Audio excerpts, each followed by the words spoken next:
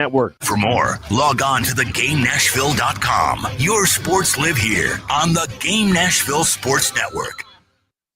The Rich Eisen Show. Joining us right now, courtesy of the Washington Commanders, Von Miller. Marshawn Lynch famously said to take care of your mentals and your chicken. He meant money there, but for you, it means both, right? How's the chicken business? Chicken business is good. The certification that I'm really proud of is the humanely raised product. My chickens live a country club lifestyle. Oh, really? They only really have one bad day, and they don't see it coming. The Rich Eisen Show from noon to 3 Eastern on ESPN Radio, ESPN Plus, and on Disney Plus. Amber and Ian. Move on. AL MVP, three-time All-Star, one of the best to play the game, joining us here. This is a terrible loss for the Cowboys. I just don't know what we're trying to do. You feel better? You know, Ian, I listen to you all the time. You know, in my car is ESPN Radio, so I got the whole crew. Canty, Smalls, Cohen, Clinton and Friends, Freddie and Harry, Amber and Ian. I'm on that all day. Amber and Ian, weeknights at 7 Eastern on ESPN Radio. Your sports live here. WBUZ HD3 Laverne. We are the Game Nashville Sports Network. ESPN 94.9. The Fan.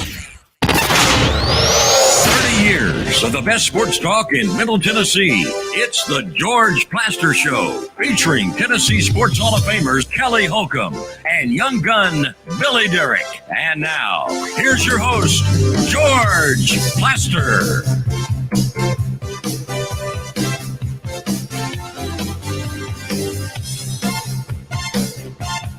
Hello again, everybody. Welcome in on a beautiful Monday in Nashville, Tennessee. Suddenly, and probably a little bit early, we have got a little bit of the fall stuff, sort of the beginning of fall, but don't think for a minute that it's not going to get back up into the 80s and that we're going to have a little more summer before we get into fall. Officially, at the moment, it is 78 degrees. And that ain't all bad. Let's start in Murfreesboro. Say hello to our man, former NFL quarterback, Kelly Holcomb. Kelly, how are you? I'm great, George. How you doing? Doing good. Doing good. Big football weekend. Watch a lot.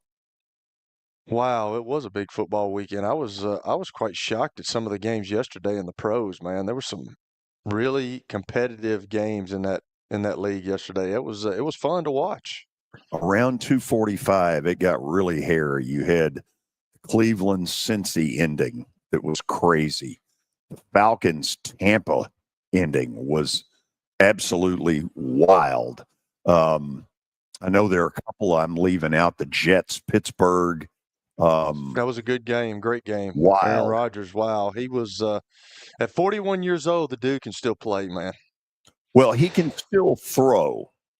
I mean, he can move around. He can move around a little bit too. He can't move around like he used to, but still, he can throw off any leg. He can go backwards throwing the ball. I mean, like he's, for me, and I've said this before, like I enjoy watching him play. I know Tom Brady's had 7 Super Bowls. I know Peyton's had 2. I know all these people, Joe Montana. But for me, athleticism, throwing the ball wise, I think Aaron Rodgers is the best ever. With that respect, not in the championship deal, but the best ever athletically like that. Yes. Let's get right to the business at hand. Daily Titans update with Terry McCormick from Main Street Media and TitanInsider.com. Terry, how are you? I'm good, George. Just sitting here in the lovely Denver airport awaiting my plane. Well, good luck getting on a plane. Tell me what you know from an injury standpoint. Well, the big one is J.C. Latham. Brian Callahan said today in his press conference that they're going to have to monitor that, and they're going to have to kind of keep an eye on that. That hip injury, he re-injured it in the game yesterday. It didn't finish up, and you saw what the result was. First play that Oli Udoh was in, he gave up that big 16-yard sack that all but knocked him out of field goal range. And then the others, Khalil Mullings did not return after an ankle injury, and Jarvis Brownlee did not finish the game with a back injury. We'll see if that is an issue or not. And then, of course, L'Jarius Sneed was on a pitch count and did not play at all in the second half. which I found to be a little bit unusual as well. He seemed shocked by that, didn't he?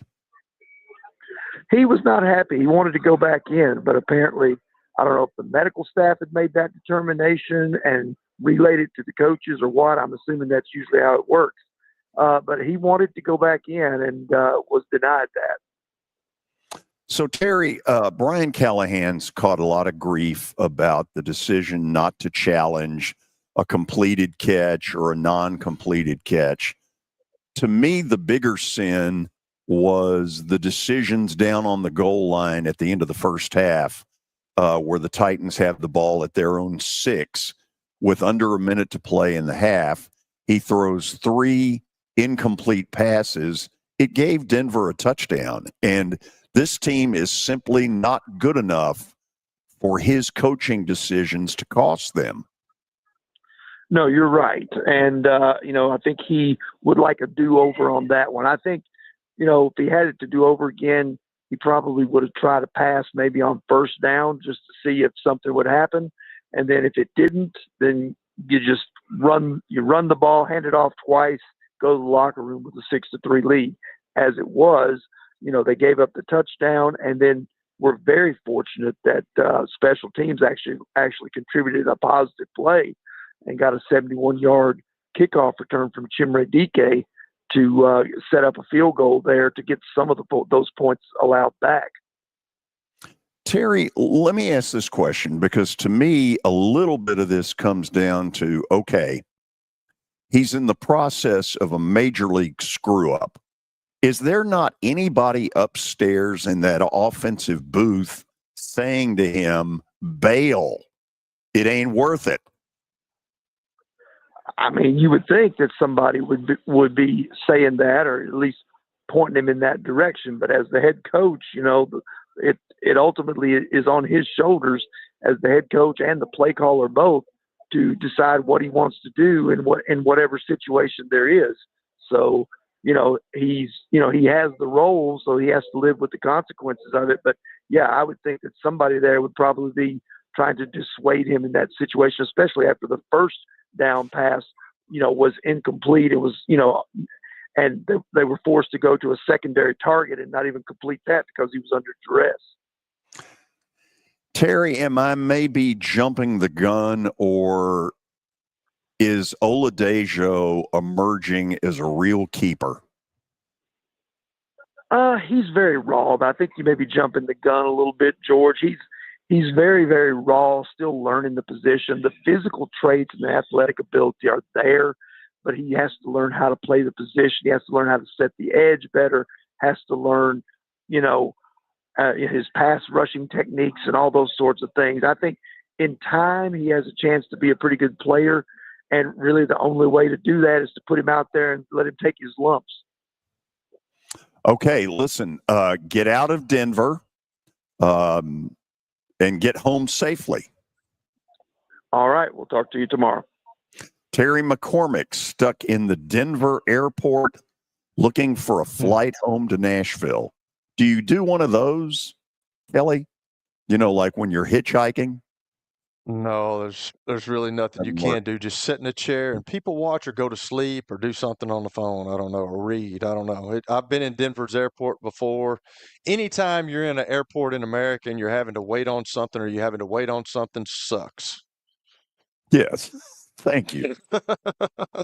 Billy, do we now have an award-winning update? We do. Or in lieu of that, just the normal stuff?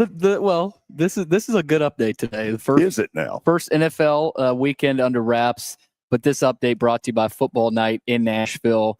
Began last week with EAGLES, the Eagle Party, and they ended up getting a wild win, 24-20 after a delay. Do you have a picture of the crowd for Kelly? He called me a little while ago wanting to know, did we have a good crowd?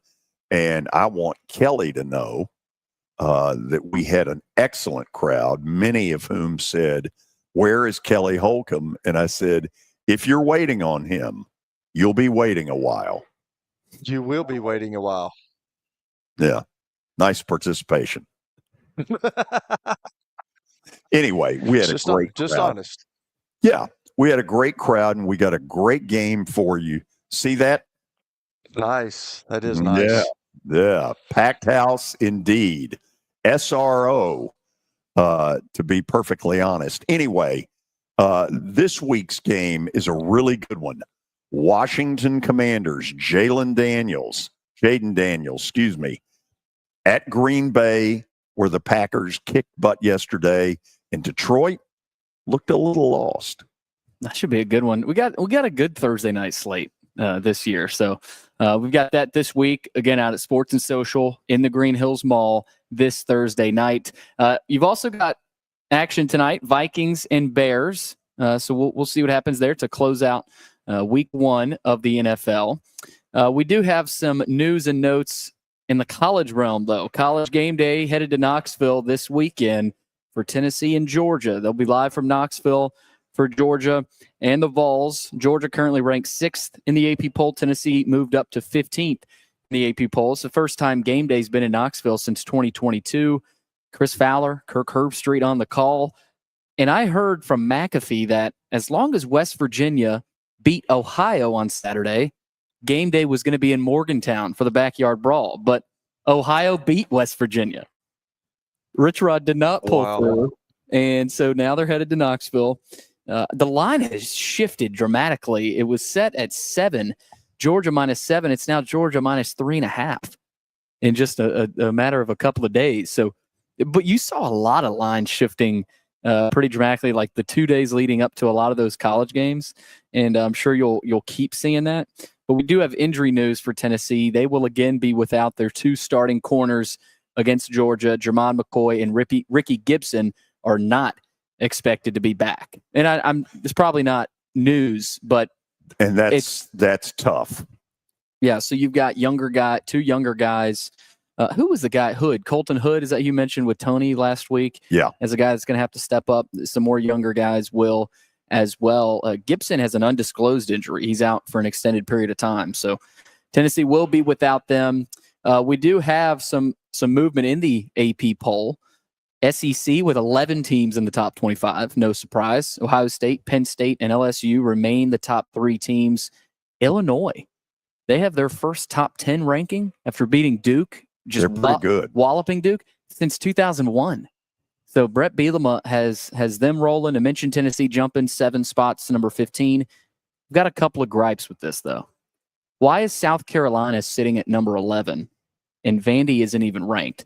And the definition is it's Vandy. So but I think you also know that the preseason ranking teams where they start out probably has more to do with early rankings than anything. Right. So the teams that may be top 50 or 60 to get to, top 20 probably have to beat the Russians.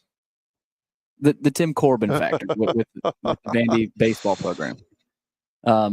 Of course, Vandy went to Blacksburg, outgained Virginia Tech by 300 yards in the second half. That's the same Virginia Tech team that South Carolina needed a couple special teams touchdowns to beat on a neutral field. So, but that's a good point. Well, it'll be solved Saturday night. Either Vandy kicked Virginia Tech's ass. They really absolutely did. A second half beat down. Second half beat up. They trounced them in the second half. It was unbelievable. I'm just sipping my coffee over here. And by the end, it looked like Virginia Tech held up the Roberto Duran no mas. Well, did you notice the crowd gave up when they were down 10. They were pissed. It was 30-20 and everybody's out of there. They were out of there. You've also got must have had a hell of a party at the fraternity house. I'm sure they did. There wasn't a hell of a party in Gainesville, though.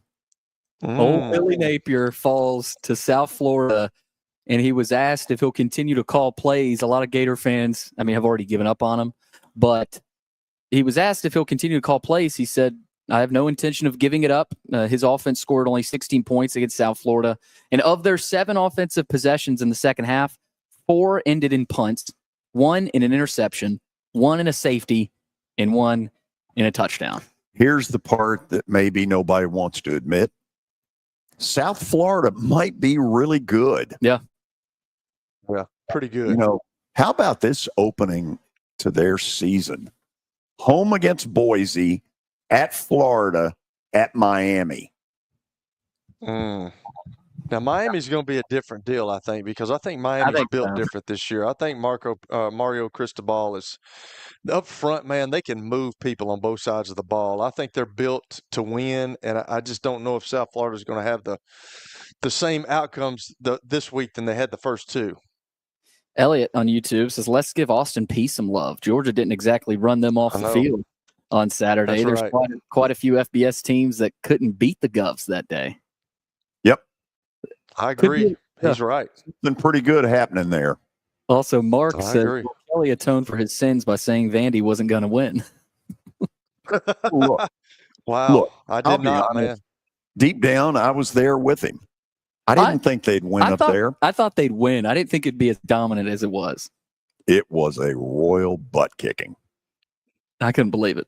You've also got some interesting news in Michigan. Of course, Sharon Moore will not coach the next couple of games. They're coming off the loss to Oklahoma Saturday night. Biff Poggi, former Charlotte head coach, who was only there for a couple of years, he will serve as Michigan's interim coach for the next two games as Sharon Moore serves his suspension.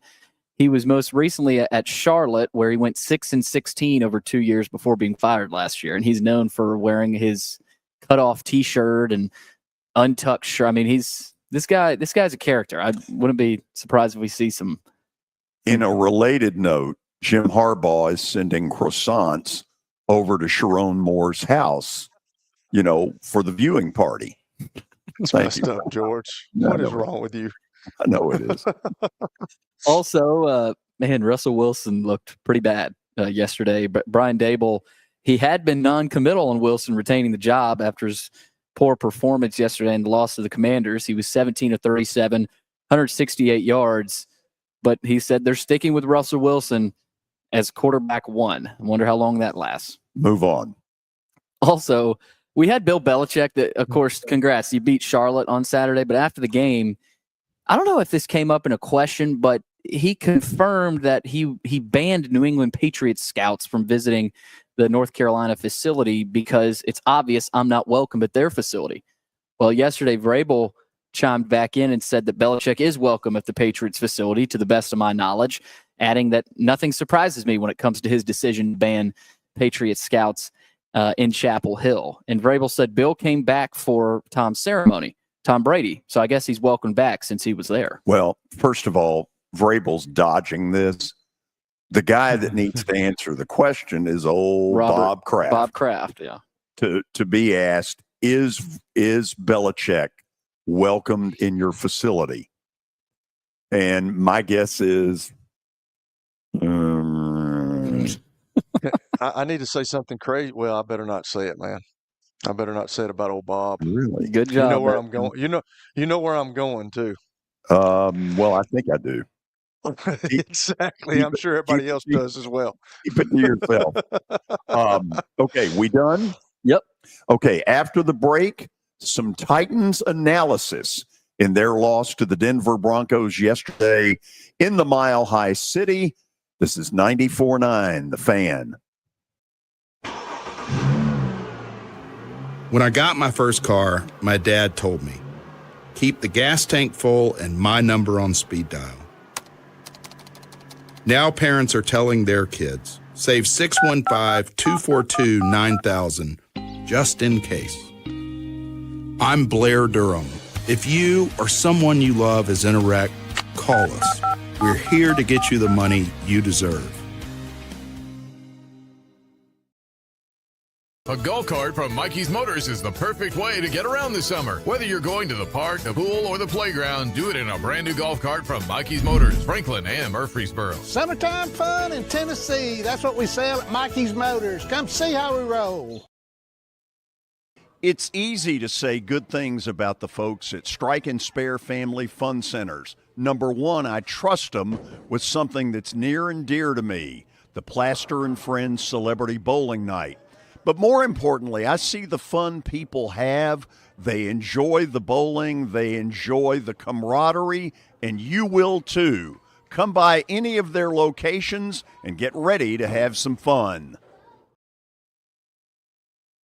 As the trusted premier custom home builder in Middle Tennessee, Donnelly Timmons has over 20 years of experience in the industry.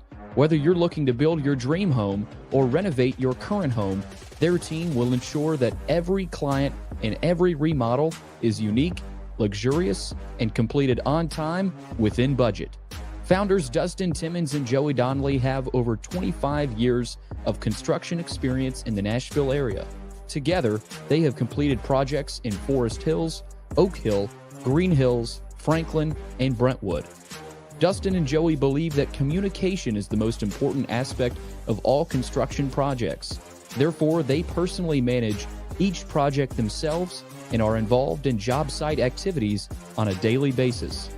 Their commitment to quality and integrity has earned them an outstanding reputation among their clients. Contact them to set an appointment for a free consultation or to view some of their completed projects. Give them a call at 615-456-7983 or log on to DonnellyTimmons.com. At Wilson Bank and Trust, we believe you shouldn't have to choose between personal service and digital solutions. As your local independent bank, we're proud to offer the relationships and trusted service you expect, along with the tools and technology that keep you moving forward. So whether you're growing a business, buying a home, or planning for the future, we're here to help. Because this isn't just where we work, it's where we live too. Wilson Bank and Trust, here to get you there. Member FDIC. Are you looking for expert medical care in Nashville without leaving your home? Medical House Calls brings concierge-level health care directly to your door. Whether you need urgent attention, ongoing primary care, revitalizing IV therapy, or medically guided weight loss, our experienced providers are just a phone call away at 615-838-2375 or go online, medicalhousecalls.com. Primary care, revitalizing IV therapy, or medically guided weight loss, our experienced providers are just a phone call away at 615-838-2375 or go online, medicalhousecalls.com. It's the George Plaster Show. Your sports live here on 94.9 The Fan.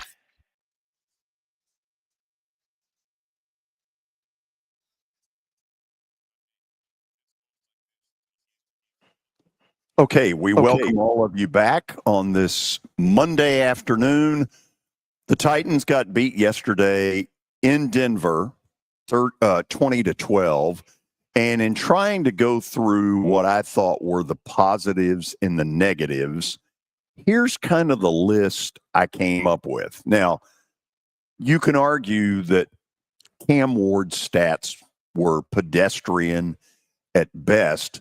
Kelly, I think that's more a product of a way below average NFL receiving core, offensive line problems. I thought he did okay. I'm going to say this, George. You may disagree, but I told you last year what I thought about Will Levis when everybody was high on him. I'm going to tell you, Cam Ward is a football player. I like watching that young man play. He'll sit in that pocket. Now he's going to make some not so very smart decisions like he did towards the end of the game when they got that turnover and he took those 2 huge sacks. I mean, he's a rookie. He's going to, but he got no help in the second half. Like they were, and I see where you've got it in the negatives, and we'll talk about that. But like O-line wise, in the first half, they were opening holes for Tony Pollard. They were blocking, and I know you go into halftime and you make adjustments, but like they just did not play. But I thought Cam Ward, I think he's poised. I think he's a winner. I think he's confident in what he does. I think he can throw the ball. I love how he throws the ball with all kind of angles because sometimes you have to throw it around guys. And some of those drops that they had, like I'm not sure where Calvin Ridley was yesterday. I know that happens. We're all human beings, but you have to catch the football, especially when you're playing the National Football League. And some of those drops were huge. And it just shows you how detailed you got to be and how a tiny mistake can lead to a big problem in an NFL game. But I thought Cam Ward was fabulous, man. I really was. I mean, he's got a lot of area to grow. But I think the Tennessee Titans have them a quarterback for a while. And if you can piece some people around him, I think the dude's going to be really good. Kelly, could he improve on throwing a more catchable ball? And look, I'm not making excuses for the receivers, but he puts some heat on it. He does. He got to, hey, I mean, sometimes that's what it takes in the National Football League. You have to throw it in holes. Then in college, you don't have to. In high school, you don't have to. When it gets into pros, those lanes that you have to throw between and those zones that you have to throw in between, they become small. And when they play as much man-to-man, when they've got DBs and linebackers that can run with guys and they're putting their hands on everybody, you have to be accurate with the football. And sometimes you have to fire that football in there. Hey, some people throw a hard ball. You just got to get used to it and you got to catch it. That's your job. So, I guess Terry and I will agree to disagree. I think the kid from UCLA, he got in Nix's face a couple of times and caused some issues. I like what I see out of him. By the way, it's nice not to be yelling about special teams. They actually had some positives yesterday. They forced 3 turnovers, which is 3 more than they probably forced a year ago. That's a good sign. Now to the negative. George, I think it was 4. Did they not have 4 turnovers? I think they turned the ball over 4 times, Billy, if I'm not mistaken. They intercepted Nix 4 times. Yeah, they intercepted him 4 times. 4 turnovers. Yeah. Yeah, but let me just add to that. That shows you the Titans' struggles right now because the Jim Mora thing that I talk about, the keys to winning a game. And when you have that many turnovers in a game and you still do not win the game, it happens very seldom. It happened yesterday. But when you force a team into 4 turnovers and you still do not win, you are not very good right now at this point. Yeah, what does that say a lot about in your mind, Kelly? It just means that they're not very good. I saw some things yesterday that I didn't see last year. I saw some spark. I really did, and I think it all starts with the quarterback. But I can remember playing Ty Detmer when he went to the Detroit Lions after he was in camp with us, and I think they had 7 turnovers, guys. The Detroit Lions had 7 turnovers, and we, at the Cleveland Browns, weren't very good, but we barely beat those guys.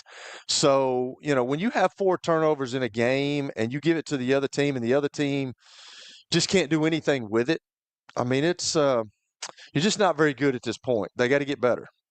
So, when last season ended, I would say the jury was still very much out on Brian Callahan. And based on what I saw yesterday, for me, the jury is even more out. His decision-making at the end of the first half was just downright stupid. It gave Denver a touchdown. If I had been the defensive coordinator at halftime, I'd have been up Callahan's butt saying, "What are you doing?" Once the first down pass doesn't work, you basically have to run it out from the 6-yard line and go home with a lead at the intermission. I don't know what he's thinking in that area right there, Kelly, and they're just not good enough for him to do stupid stuff that hurts him. That's tough to defend, George. It really is. I can understand what he's trying to do. I think he's trying to show his young rookie quarterback that he trusts him. But with that being said, you had the season that you had last year, and you're up 6-3 right now. They've got 2 timeouts left. You're backed up. You got to run the football. You've got to make them blow those 2 timeouts, and you got to run the clock out. Go in with positive momentum going into the halftime, and then you do what you did. They had a miscue on the second down when he tried to throw it out there, and all those guys. I think they brought the tight end in motion. They were going to want to run a wide receiver screen. I don't know if Calvin Ridley was the one that was supposed to get it, but he had to throw it in the dirt.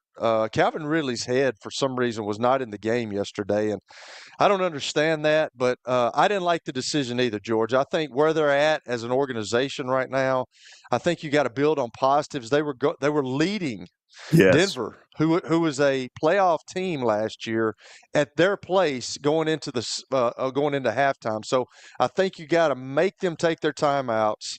I think you got to run the football, run that clock out, and go in with some good momentum. But then you give it up, and then you have a bad punt. Because here's the deal: if you run it out and you run it for 5 yards, at least the punter doesn't have a 10-yard gap right there. Like, he's normally 15 yards back. Now he's 10 yards. He didn't get a good kickoff. And like, if something happens to the snap, George, he can't take a step back. He's got his heel right on the line, on the back line of the end zone. So it's a high anxiety place right there.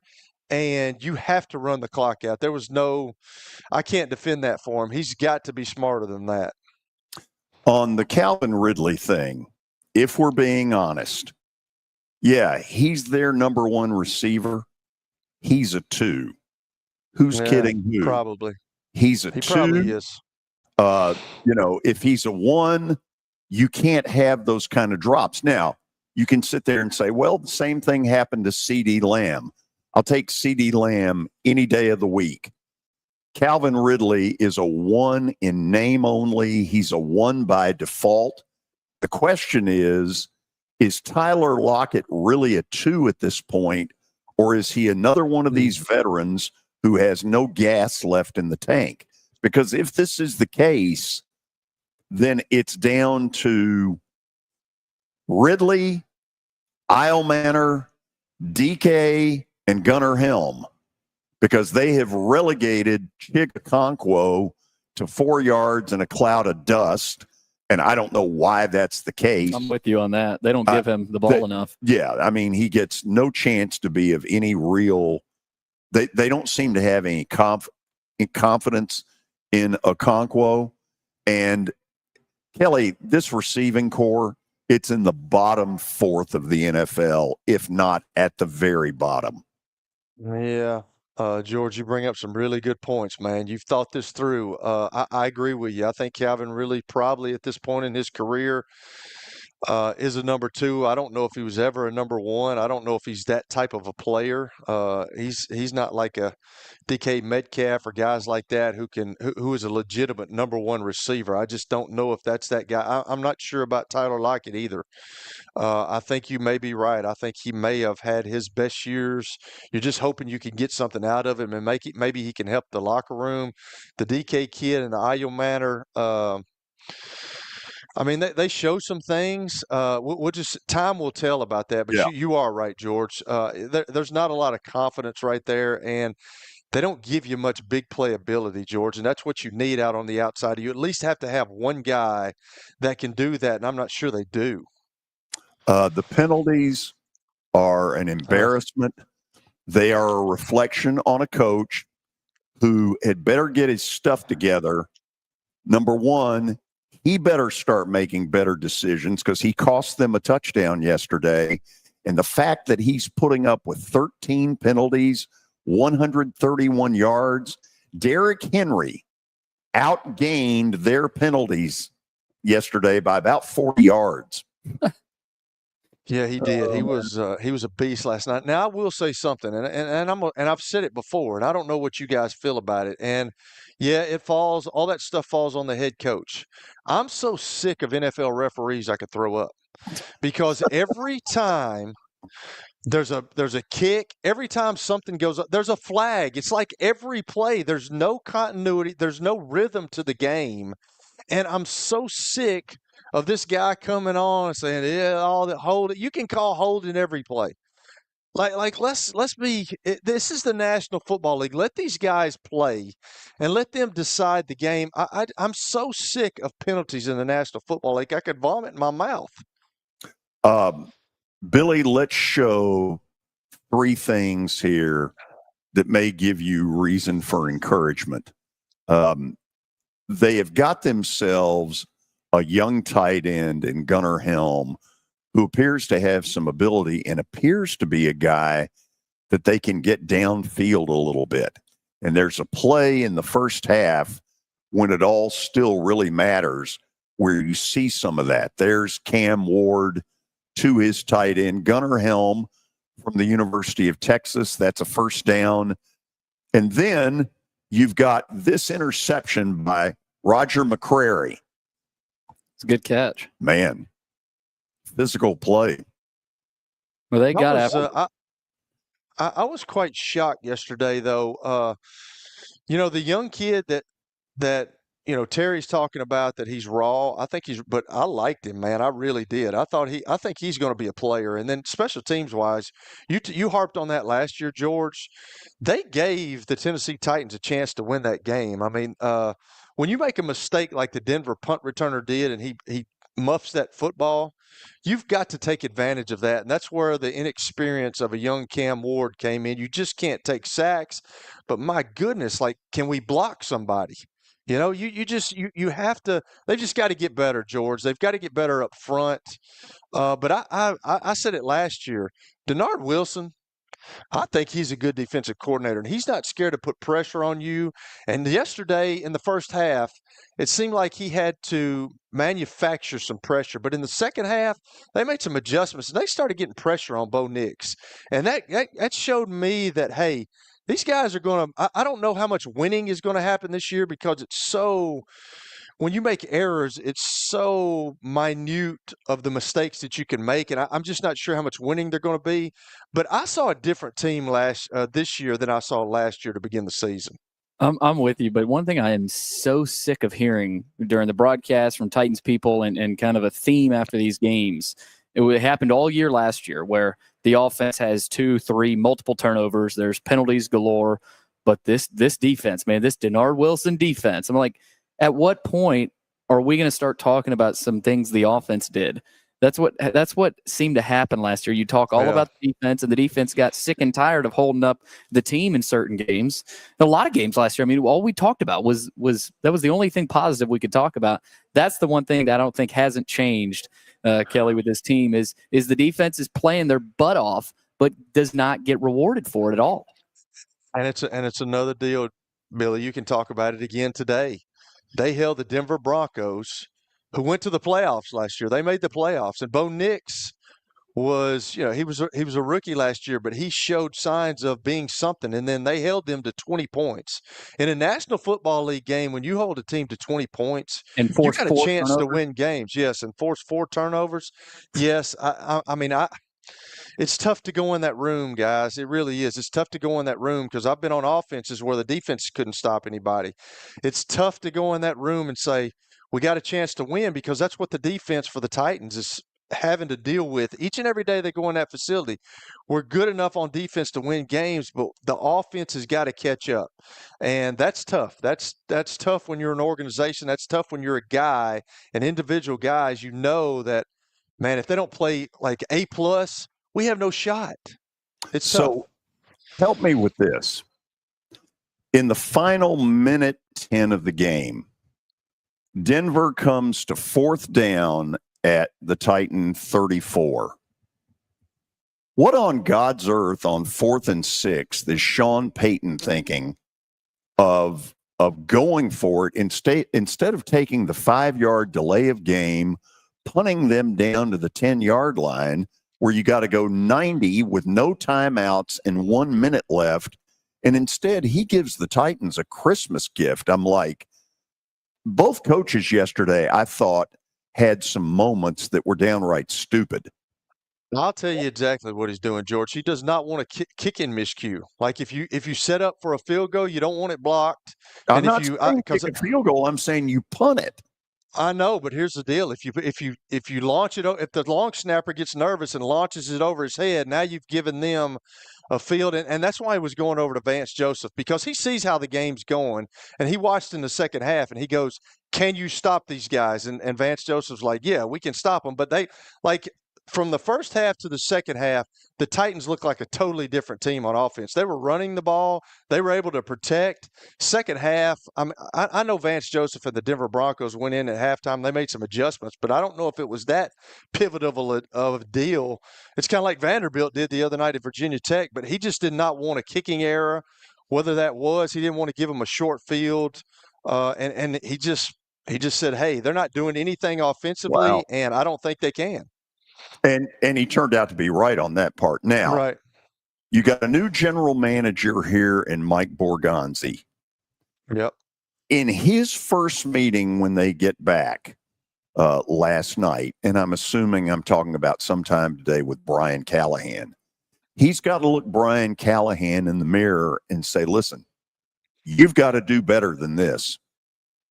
You cannot cost your football team 7 points at the end of the first half. We're not good enough for you to learn on the job. You got this because you were trained and supposedly ready to be a head coach. The decision that you made yesterday down on the goal line indicates you're not ready to be a head coach, that either your staff didn't have the wherewithal to scream at you and go, what the hell are you doing? Or you didn't have enough brains on your own to figure it out. But either way, Kelly, that cannot happen, period. George, that's a tough question, man. And you're valid in your point. You really are. You're truly valid. I just think that he wanted to show confidence in his young quarterback, but I just don't think that was the right situation at the right time. I really don't. Like if it's in the I just don't think that was it. Go into halftime up, have some momentum. You know what you did last year. You've come in here and you've played okay. You played okay against the playoff team from last year at their stadium, the Mile High Stadium, where it's physically sometimes that stuff can mess with you. I've been out there and you get really tired. So I think that was the wrong place to do it. But I don't know what goes on in those meetings, George. I don't know what a general manager says to a head coach. I don't know if a head coach has got total control over everything. I don't know what Mike Borgonzi is told. We don't know that. We don't know what he's told Brian Callahan. Hey, let it fly. Don't worry about it. I'm not worried about it. Let's see what the young guy can do. I just think he was showing confidence in his young quarterback, but I just don't think that was the right time at all to do that yesterday. Not only that, he didn't know the catch rule. I know you hit on that with Terry at the beginning, but that's just inexcusable. And today he had said that he misinterpreted the rule and misspoke after the game. Well, which one was it? Did you misspeak or did you not know the rule? Like, I want Callahan to do well. He's a nice man, but ultimately the rubber meets the road in this thing. And yesterday, he didn't look like an NFL head coach. Sometimes nice guys are not good head coaches, not good coordinators. They're good position guys, but you love it when there's a guy that's a good guy that's a really good head coach. But sometimes that just doesn't mix, and you're not trying to be guys' friends. You got a job to do, and yesterday he was left vulnerable by some of the things that he did and said after the game. There's no question.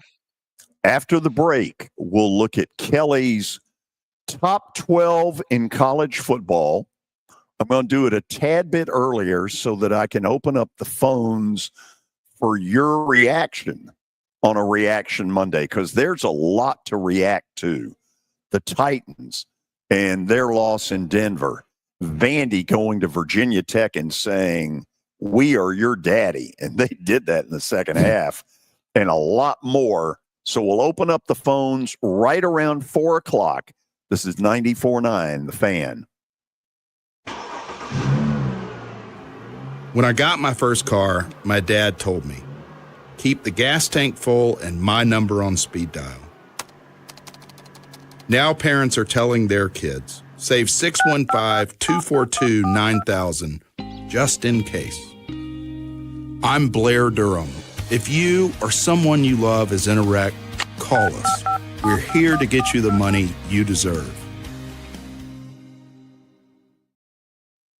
This is my buddy Stan Harrison from Apple Collision Centers. Recently, you've been talking to me about companies that have a fleet of trucks and they're always in need of repairs. That's right, George. We understand that nobody likes to deal with the auto body repair process. We try to simplify that at our 3 convenient locations. We work with all major insurance companies. We help to ease the stress of the auto body repair process. We're located in Old Hickory, Hendersonville, and Gallatin. If you need our services, please stop by and see us. And how convenient that we have that in the background. Now, seriously, These are good folks. They do really good work. Give them a holler. Sports and Social in Green Hills Mall is the new home for our Football Night in Nashville promotion. Their food is terrific. Their TV setup looks like a racing sports book in Vegas. And if you're a sports fan, you can't beat it. Starting September the 4th, we'll broadcast from Sports and Social every Thursday night. There's Pop-A-Shot, great football, and the chance to win a beautiful Mikey's Motors golf cart. See you at Sports and Social in Green Hills Mall. Venture Express has been helping people in this area for more than 40 years. They're headquartered in Murfreesboro with over 30 years of dedicated fleets involving production, manufacturing, and corrugated experiences. They're an asset-based company with over 700 tractors, 4,000 trailers, and 800 drivers. If you need their help, dial them up 615-793-9500 or log on to ventureexpress.com. Here's Officer Garen Hoskins for the Metro Nashville Police Department. The Metro Nashville Police Department is on the forefront of policing in this century, and I'm glad I'm a part of it. I'm glad I get to find other good officers, other future good officers. And if you're watching today, or you yourself or someone you happen to know is interested, join mnpd.com. Feel free to reach out to us because we need good officers, and it's a great city to work for. They're an asset-based company with over 700 tractors, 4,000 trailers, and 800 drivers. If you need their help, dial them up 615-793-9500 or log on to ventureexpress.com. The George Plaster Show gets advertisers the results they're looking for. For example, here's Metro Nashville Police Officer Garen Hoskins. You hear me all the time on the show talk about changes in career, people looking to serve their community and get into law enforcement and join a great department. And I just so happened to meet an individual who heard my segment on your show, has already applied, has come from multiple different career paths, and has always had this dream. And we're very glad to have them. That's just going to be the start of many. If you want to be part of the Plaster Show advertising family, it's simple. Just email me, plastergeorge@gmail.com. Again, plastergeorge@gmail.com. We will fit your budget and your needs. This fall, country music superstar Tim McGraw is hitting the stage live at the Pinnacle at Nashville Yards. For Trinetics, Rock the Cradle. And it's all for a great cause. It's going to be an unforgettable night of music, fun, and giving back with proceeds supporting newborns and moms at Ascension St. Thomas Midtown. And I like it, I love it, I want some more. Don't miss it. Grab your tickets now at rockthecradlenashville.org. Your sports live here on the Game Nashville Sports Network. But I like it, I love it, I want some more.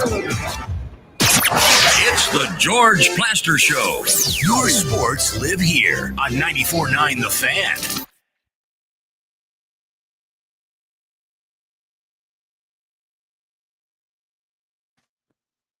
Okay, apparently bump music has been outlawed today, so we welcome all of you back on this Monday afternoon. Kelly, let's get right to your top 12 in college football, and at least in the top 10, a lot of blue bloods. George, do you like making fun of me doing this? Because I like when you tell me to send my top 12, I cringe every week because I suck at this. I really do. I don't know why I'm not very good at it. I just don't. I don't think I'm very good at it, but I think you have a laugh when you get off the air when I show you this. Oh, it's not an easy exercise, and you can see why. It truly isn't, man. And everybody's listening, and they're like, "This dude's crazy." Like, I don't understand how the people do the top 25. You can talk with a bunch of the first ones, but then you start getting down to 10, 11, 12. It becomes a little tougher now. It really does. 12, probably all the way to about 16. Yes. Yeah, so I mean, you got Florida State at 7. I think there could be a case. I mean, there's probably not a better resume than Florida State, maybe in the country. I mean, you could probably argue Ohio State with the win over Texas. I just have a hard time, guys. Here's my deal, Billy. I have a hard time, when somebody is I know Texas lost to Ohio State. I understand that, but I have a hard time when Florida State's won all their games, putting them in front or behind Texas. You know what I'm saying? Yeah, I mean that's and it's week 2, but right. Like South Carolina at number 12, we're going to learn a lot about them Saturday night. They host Vandy. Illinois. I mean, there's still going to be so much movement. I fully agree on Oklahoma, Kelly. I may even think about, if they keep winning, they're going to be square in that conversation. They looked really good Saturday night. I know they played a freshman quarterback and in Michigan, wasn't great last year, but I mean that offense looks like they're humming. And then, again, Miami, we know what they did against Notre Dame. So I would definitely, I like the 4 teams on the right you've got. I think there could be some fluctuation in the top 8. But again, it's still so early. Yeah. I think, George, and I think LSU, man, after watching them, I think they've got a quarterback who's experienced, who can throw the football, and they look like they're really legit to me this year. Well, does Clemson's performance hurt the value of LSU's win now? I mean, they almost lost to Troy. But that's, there was a rain delay. I mean, I was listening to that ball game coming back through South Carolina, and Troy's not, they're not as good as they have been when Jameson was there, but they're still a pretty good football program. And the last time Troy was there, I think Troy got up on them 13-0. So Troy, for some reason, plays good at Clemson. I don't know, but they kind of sleptwalked through it. It was storms. They had to go back in. I think that was going on a lot in college football. You got to be able to handle that stuff, and sometimes teams don't. Here's one I never thought I would ever say, but you might want to circle this one. Saturday, October 18th, LSU at Vandy. Yeah. I never thought I'd say that. And before that, they got Alabama in Tuscaloosa. I mean, Vandy's, I know we're not talking about them in the playoff realm right now, but Vandy's another team you could argue has one of the better resumes in the country because of the win on Saturday night. And it's only week 2, but there aren't a whole lot of teams with a win like that so far.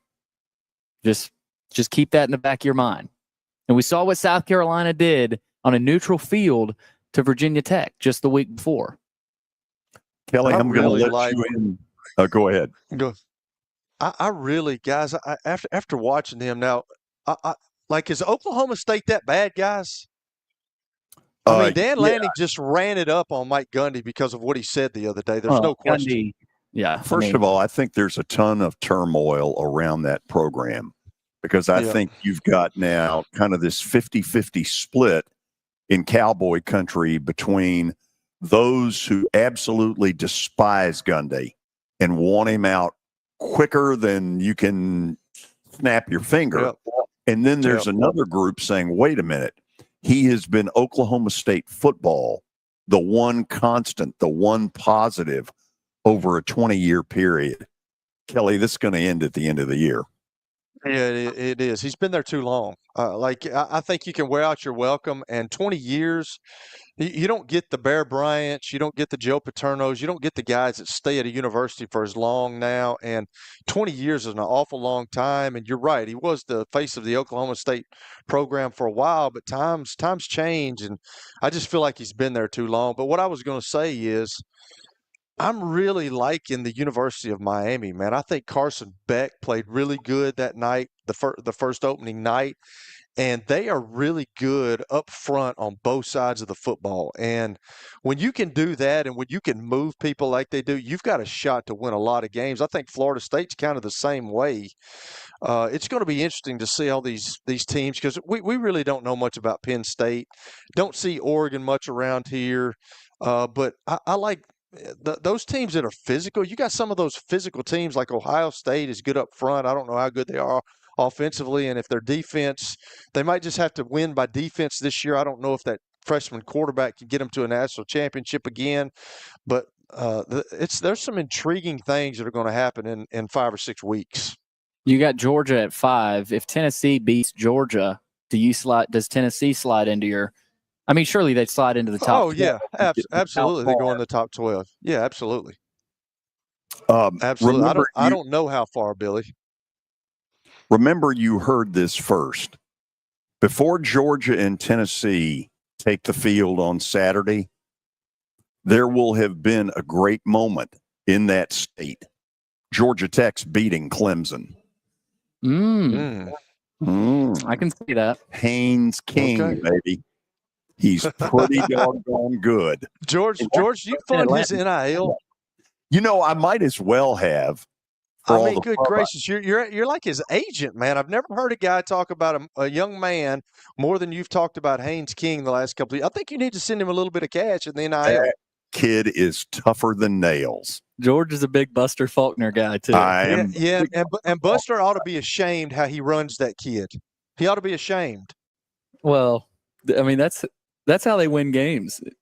I mean, he ran for almost 200 yards against Colorado. He gets hurt a lot. Anyway. That's what I'm saying. Yeah. I know we got to go to the break. When we come back, we will have the stat of the day, hoping to do well as we did a week ago. We kicked butt a week ago. And then I want to open the phones a little earlier than normal because Tennessee State University football coach Reggie Barlow will join us today at 4:40. He got up close and personal with North Dakota State, and that is a real machine they ran into. Phone lines are open for whatever reaction you want to get to. 615-759-9949. Again, 615-759-9949. Hit the phones. We're back in a moment on 94.9 The Fan. The director is back. Hello again, everybody. It's the George Plaster Show. Hope you'll join me, Kelly Holcomb, and Billy Derrick Monday through Friday on 94.9 The Fan from 3 to 5 p.m. Talk sports with the Plaz. The George Plaster Show. Weekday afternoons at 3 on 94.9 The Fan and the Game Nashville Sports Network. The wait is over. The largest sports book in Kentucky is now open at the Mint Gaming Hall, Kentucky Downs. Feel the rush of every play in a venue built for sports fans. Catch all your favorite games with an 80-foot screen, stadium-style seating, and live daily broadcasts from VSiN, the sports betting network. Plus, download the Circa Sports Kentucky mobile app today and start betting like a pro anywhere in Kentucky. The largest sports book in Kentucky, Circa Sports, is now open at the Mint Gaming Hall, Kentucky Downs.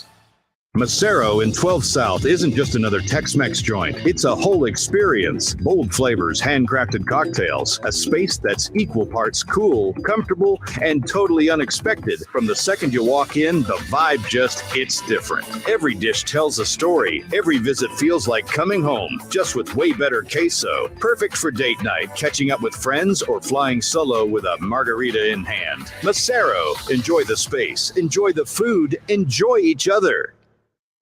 Earlier on Clinton and Friends. Jay Boogie in North Carolina. What up? Salute, salute, salute. 3 capital S's. Bless, health, happiness to everybody. Shout out to the show. Shout out to everybody. If you're not a friend of this show, you need to be calling in, man. Shout out to this show. Much flowers, man. But everybody stay healthy and safe. You know what I'm saying? Your eyelids unattached. God bless everybody. Salute, salute, salute. 3 capital S. Clinton and Friends. Weekdays from 10 to noon Eastern on ESPN Radio and on the ESPN app. Amber and Ian. I'm not worried about Arch Manning and the Texas Longhorns. They are going to be in the college football playoff. Arch did not have a great game at all. He had a bad game. This was all about the defenses for both teams. The only reaction I'm going to have is that he's not the Heisman favorite, but he never should have been. He's not winning the Heisman off of that performance against Ohio State. The whole thing was so stupid. Amber and Ian. Weeknights at 7 Eastern on ESPN Radio and on SiriusXM Channel 80. Earlier on Clinton and Friends. Jay Boogie in North Carolina. What up? Salute. 3 capital S's. Bless, health, happiness to everybody. Shout out to the show. Shout out to everybody. If you're not a friend of this show, you need to be calling in, man. Shout out to this show. Much flowers, man. But everybody stay healthy and safe. You know what I'm saying? Your eyelids unattached. God bless everybody. Salute. 3 capital S. Clinton and Friends, weekdays from 10 to noon Eastern on ESPN Radio and on the ESPN app. Amber and Ian. I'm not worried about Arch Manning and the Texas Longhorns. They are going to be in the college football playoff. Arch did not have a great game at all. He had a bad game. This was all about the defenses for both teams. The only reaction I'm going to have is that he's not the Heisman favorite, but he never should have been. He's not winning the Heisman off of that performance against Ohio State. The whole thing was so stupid. Amber and Ian, weeknights at 7 Eastern on ESPN Radio and on Sirius XM Channel 80. Your sports live here. WBUZ HD3 Laverne. We are the Game Nashville Sports Network. ESPN 94.9. The Fan. It's the George Plaster Show. Your sports live here on 94.9 The Fan.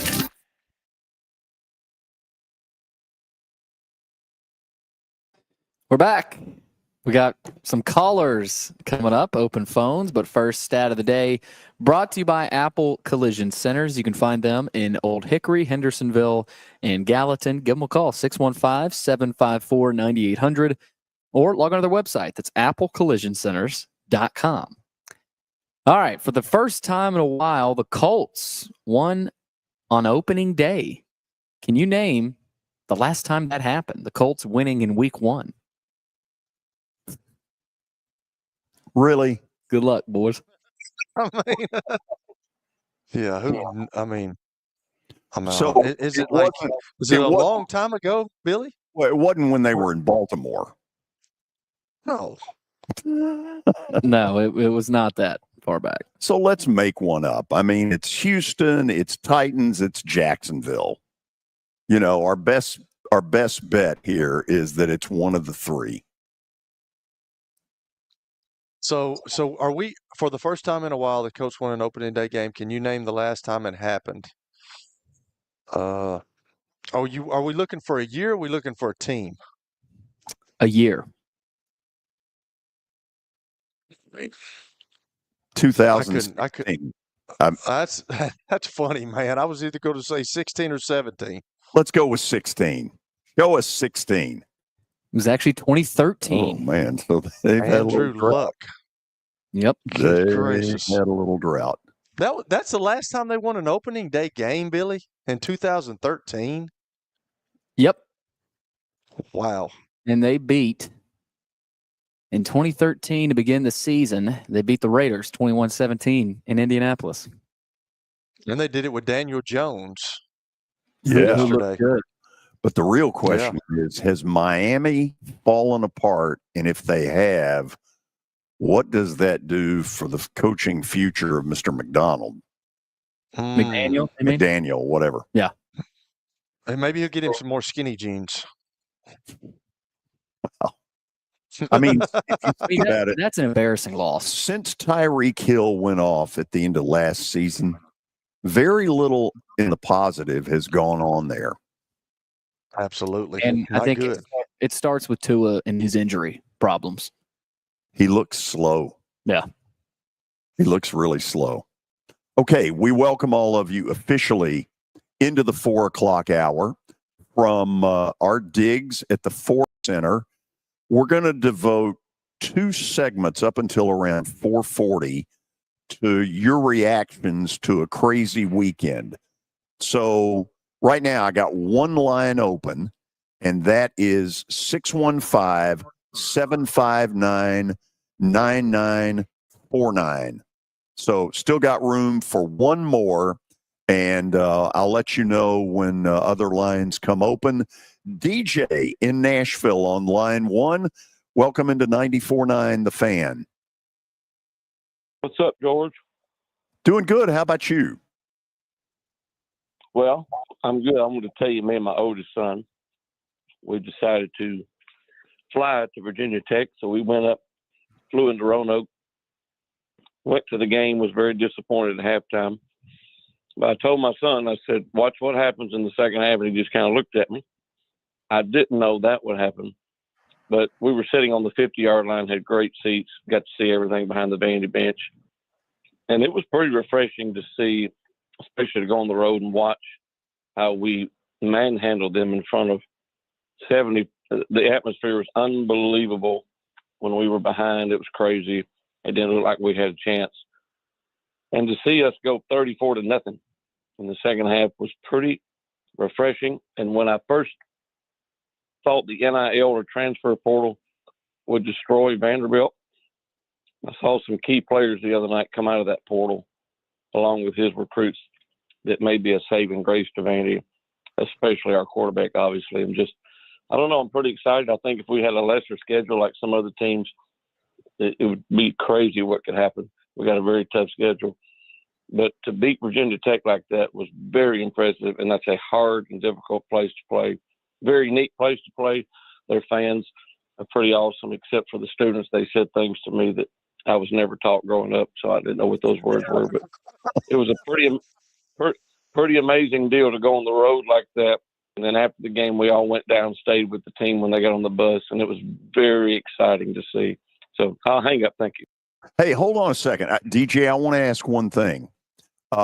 If you're still on there, when I was involved in Vandy broadcasts, we went to Virginia Tech twice, and Lane Stadium was about a 52,000 seat facility, and it was very loud back then. But it looks like they've added this massive upper deck in the end zone, and Kelly, that has made that a really tough place to play. Yeah, I've always heard, we talked about it last week, I've always heard it's been a great place to play. I've played with guys that were at Virginia Tech. Bruce played at Virginia Tech. It's pretty special. But I'm going to say this again with DJ on some of the positive things that he said. And I said this to my wife talking the other day about the quarterback position. When you got a guy at the quarterback position who you believe in and who can turn things around like he's done in the last couple of years, you can be in every game because those guys play with the belief that if we get this thing into the fourth quarter, no matter who it is, no matter if it's Alabama, Ohio State, Texas, this guy is going to win the game for us. Now, sometimes he may come up short, but the belief is one huge thing that you have to try to – and you do that through getting on the field and showing guys, hey, I can do this over and over. Now, you're going to fail sometimes. But with Diego Pavia, this team is riding high. The coaching staff's riding high. They believe in him. And that's what's turning this thing around, George. Y'all all know that. After the game, Clark Lee said, whenever the ball is in his hands, I know we're going to win on Diego Pavia. There's that feeling of, hey, it's in his hands, we're good. And that defense, too, I mean, the entire team dominated. It wasn't just the offense, scoring some big plays. They felt like they were sacking drones on every possession in the second half. 300 yards of offense, 34-0 in the second half. I mean, can you remember a more dominant half on the road against a Power 4 team from a Vandy football team? No, it's been a long time. I remember we went, now look, this is ancient medieval history, but we went down to Tuscaloosa. This was in 84 when we beat them. It was 10-9 going to the fourth quarter. Alabama led. I think I'm right. 10-9 Alabama, and we won, I want to say, 30-21. I remember the fraternity houses, as our buses were leaving, gave Vanderbilt's team an ovation. And I don't think they gave Ray Perkins one. Got a couple of lines open. I'm looking for red-blooded Americans who watched a lot of football this weekend who have thoughts that they want to share. Got two lines open, 615-759-9949. Red-blooded Americans. Eric, line 2, you were up next. Hey, George, you were talking about that Vanderbilt game. I also remember that game, too. It was 30-21, but another big thing about that game, too, that was Alabama's homecoming. And not only that, I was with some friends from Vanderbilt that I knew was helping them do some wash cars for charity and stuff. And I remember just the reaction when the game was over. And, even though I'm not a Vanderbilt fan, I was happy for them. George, two things I'll get off. Eric, First, hold on a second, Eric. You want a little story about that? Yeah. So in '84, Kelly, this is before you had all these games on TV. What the coach would have to say after the game was must listen to in the college world, because they didn't have any of the TV stuff. My job was simply to get the equipment to work in the locker room. Little bit of pressure because people want to hear what goes on, after beating Alabama. And I had the wires as screwed up as you can humanly screw them up. And Bob Horner had to come down from the press box at Bryant-Denny. And so at one point, he's walked in and he's pissed, okay, because he's having to clean up my mess. And he said it looked like one of these interstate junctions where you had lanes and stuff all over the place. And he turns to me at one point and he goes, "If you're not able to help, just get out of the way."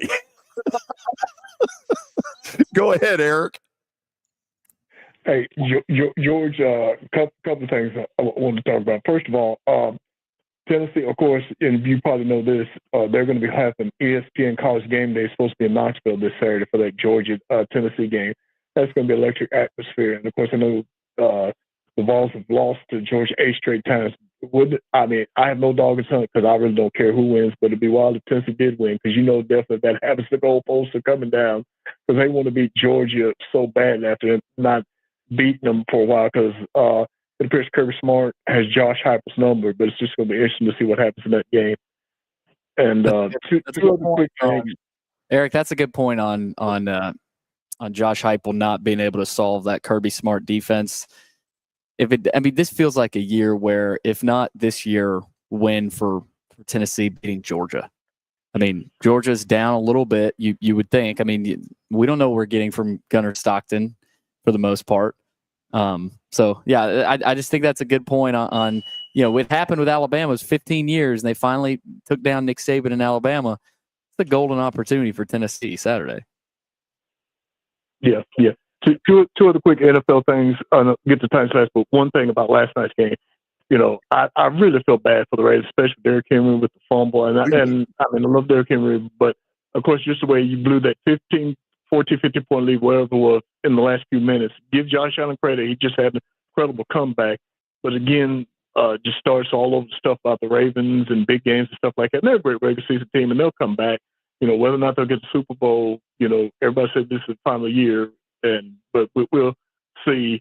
The other thing is about the Titans. You're right about the way the first half ended. That's just stupid. You can't do that. That is coaching malpractice. They should have went up 9-6. And it's just, again, the same story. It's like one step forward, 2 step back. And I agree with you. All the penalties is just ridiculous. But it's like every time I turn around, Cam had the big run. That was called back because of the penalty. At second short, fell back 5 yards. Then the very next play, Tony Pollard fumbles.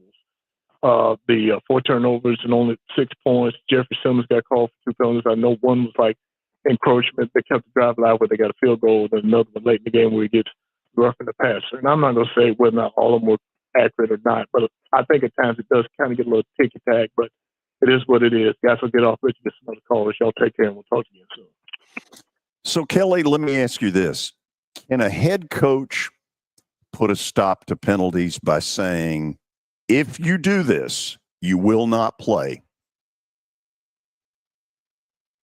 Yeah, you can do anything you want to. You're the head coach, so yeah, you're going to do that. But are you going to not play Jeffrey Simmons? Or you're not going to play? If you make a rule like that, George, and you don't uphold the rule, then you lose respect. That's why I always tell young coaches not to make many rules, because when you do make a lot of rules and you don't enforce them, man, it gets tough on you. I promise you that. So you have to take each situation. But yeah, you can do that. But I don't know if you're going to one of the highest paid guys on your team. That's a real big part of that defense. Like if he's causing, like the Brownlee kid, I think he had 3 penalties last year. I think he had 6 for the whole year last year, something like that. He had 3 yesterday. So I like him. He's aggressive. But you're going to tell him, if you keep getting penalties, we're not going to play you. I don't know. Maybe. Okay, Tony in Nolensville's next. Tony, welcome. Good afternoon, guys. Talking about the penalties, Kelly, I think every field I played on was 100 yards. And every field you played on, wasn't it 100 yards? Yes, sir. Well, it was. You know, every coach I had said, I'll run you till your tongue hangs out on that 100-yard field.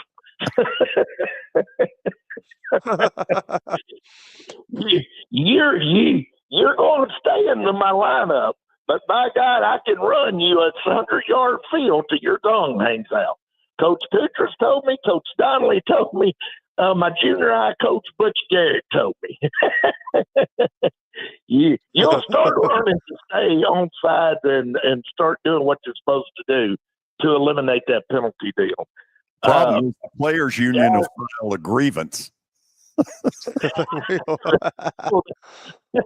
Yeah, that's where to be next. That's true. Yeah. I'm going to speak of the Titans. Like I say, having more penalty yards than offensive yards, that is ridiculous.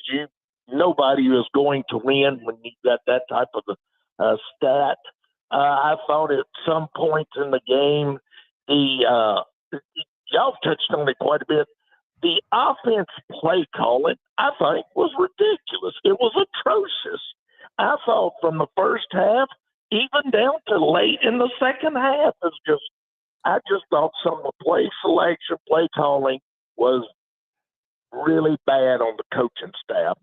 And as far as the penalty with the players spitting in the other guy's face, that's where somebody – Kelly, you know better than anybody. I hope he gets fined. I'm sure he will by the league. I'm sure there'll be a hefty fine on that, but he needs to be fined by the team as well to go towards the Titans Foundation, because that's just ridiculous. I'll say that about that. Covering Austin Peay, my hat's off to them, guys. I know there was a 2-hour rain delay and weather delay down in Athens, but for them to go into the half, I don't know if y'all knew this, but the score most of the first half was 7-3, and Georgia did not score their second touchdown in the first half. They scored it with 49 seconds left. It was 14-3 at the half. So Austin Peay, which their defense played real well against Middle 2 weeks ago, played, I thought, quite well against Georgia, Saturday. Now, of course, Georgia's not going to open up the playbook because they got UT this weekend. But I thought, all in all, Austin Peay played well and walked off that field not only with a big check, but holding their heads up. And now about Vanderbilt, I don't think Vanderbilt, I don't care how long or how great I'm the greatest Vanderbilt fan, all that stuff. I don't think no Vanderbilt fan saw the outcome of what transpired in Blacksburg as what ended up being. I think we all felt that Vandy could go up there and win, and we all knew it was going to be a tough, close game. But to overcome a 10-point deficit at halftime, to go up 34-0, and like Billy, you said it, just such a dominant second half like they did, that was amazing, and that's something we haven't seen in a long time. Now, what I do have question with, and George, y'all tell me if y'all didn't question it. So they're up late right there at the end of the game, up 44-20. And they're still running Pavia on some RPOs, and those guys at that point didn't give a damn if they got a 15-yard penalty. They took some shots at him. And then on the reverses that they ran, he's out there throwing the lead blocks. Now, that's great to have a quarterback. We all know about how tough. But you get Pavia hurt on this Vanderbilt team, we won't have the success down the road that we're all looking for. I'm going to let y'all talk about that little segment. Guys, thank you, George. Great show. Thank you. It's hard to argue that. It is. And look, we've talked about it. It's hard to take that out of Diego. Good luck telling him, lay off that linebacker that you're licking your chops for on that option play. Like, I did think there was an option play in particular where wide open left side of the field, and he goes out, pitches it to Trey Richardson, the receiver, and lays a lead block for for Richardson, gets a first down. And then on the end around too, that's just who he is. But if I'm Coach Lee, you've got to say, hey, just run over. You don't have to necessarily lay the block. But that's just the way he plays. Just be in the zip code. Yeah. Well, you can't do that, man. He's a competitor, guys. Like you can't be a coach and tell him not to play the way he's always played. That's hard to do. Like maybe be smart about it, be smarter about it, but you can't tell him, hey, let's let somebody else do that. He's not going to do that, though. That's not how he plays. I don't think there's a player in the country that takes the amount of hits and a lot of them look bad on TV. You go, oh my, but he just hops right back up every time. I mean, South Carolina. The worst last year to me was South Carolina when he hurdled the guy about midfield and then got clocked. It looked like it could have been targeting too, but the amount of hits he takes and just jumps right up is wild. Okay, after the break, want some more phone calls. Red-blooded Americans. I got one on the line. Hugh, hang with me. We'll get to you after the break. Phone lines are available at 615-759-9949. This is Reaction Monday. You probably watched a lot of football over the weekend. If there's something on your mind, I want to hear it next on 94.9 The Fan. When I got my first car, my dad told me, keep the gas tank full and my number on speed dial. Now parents are telling their kids, save 615-242-9000 just in case. I'm Blair Durham. If you or someone you love is in a wreck, call us. We're here to get you the money you deserve. A golf cart from Mikey's Motors is the perfect way to get around this summer. Whether you're going to the park, the pool, or the playground, do it in a brand new golf cart from Mikey's Motors, Franklin and Murfreesboro. Summertime fun in Tennessee. That's what we sell at Mikey's Motors. Come see how we roll. It's easy to say good things about the folks at Strike and Spare Family Fun Centers. Number one, I trust them with something that's near and dear to me, the Plaster and Friends Celebrity Bowling Night. But more importantly, I see the fun people have. They enjoy the bowling. They enjoy the camaraderie, and you will too. Come by any of their locations and get ready to have some fun. Looking for fun for the family. Convenience and value, two words that we expect when we do business. Our goal at JHA Company is to deliver just that, both to our school partners and to our customers. Whether you're purchasing photos, yearbooks, class jewelry, letter jackets, school spirit wear, or senior graduation products, we strive to make the experience easy, convenient, and cost-effective. Find out more at jhacompany.com or call 615-867-6345 for more information. JHA, one source, one company. If you are paying too much for your health insurance, you know what? You need to contact the folks at Pancoast Benefits. Pancoast works with businesses and individuals to tackle the high cost of health insurance. Whether you're a business owner, large or small, self-employed, between jobs, or over the age of 65 and in need of a Medicare plan, Pancoast can help. They make understanding your benefits less difficult and more personal. So check them out today, pancoastbenefits.com, or call them at 615-292-3400. And in need of a Medicare plan, Pancoast can help. They make understanding your benefits less difficult and more personal.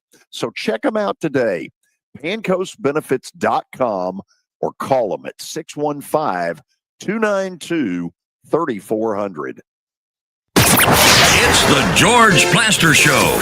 Your sports live here on 94.9 The Fan.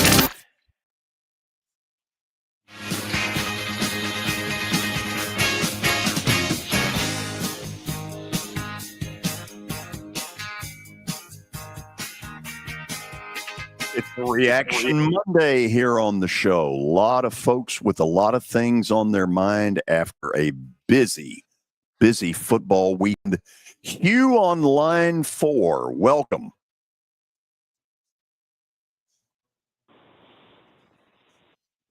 Hello, Hugh. Are you there? Yeah, you got me? Yeah, go ahead. I don't know. My friends were calling me delusional for saying this, but I said that if Vandy goes into Columbia this weekend and handles them and wins by 1 or 2 scores, call me crazy, but I think that they can end up at 10-2, and that's something that Vandy fans haven't seen for a very long time. And I was just wondering if you agree with that statement, especially with going on the road and playing Alabama and Texas and then LSU at home. And I just wanted to hear y'all's opinions on whether or not you think that Vandy has a chance to finish in the top even 5 of the SEC. I mean, it seems kind of plausible at this point. Okay, hang with us for a second. Let's just sort of talk this through a little bit because, Kelly, number one, I'll admit, and I think you will too, I didn't think they were going to win at Virginia Tech.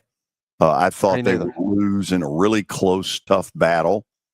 But now that I've seen this, not just, win 20-17, but absolutely leave Virginia Tech for roadkill, there's a part of me saying, okay, am I late to the party of admitting that they might be a level better than I thought they were? I think you and I both are in the same category with that.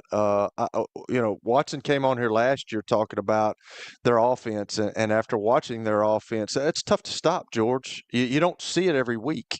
And Diego Pavia is the perfect young man running this deal, and the young man makes plays. And he's got a linebacker mentality. Guys love that. Guys play for him. The offensive line loves him. Receivers love him because he gets them the ball. So there's a belief on that team right now that is unquestioned.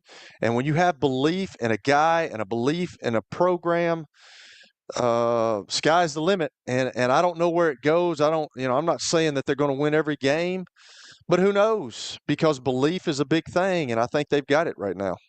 Here's the other thing. When you watch them offensively, and I used to yell and scream about how stupid they looked offensively and what they were doing never made any sense. When Joey helped me, offensive coordinator. Joey Lynch. When Joey Lynch was the offensive coordinator, they ran one of the most Neanderthal, dumb, makes no sense offenses going.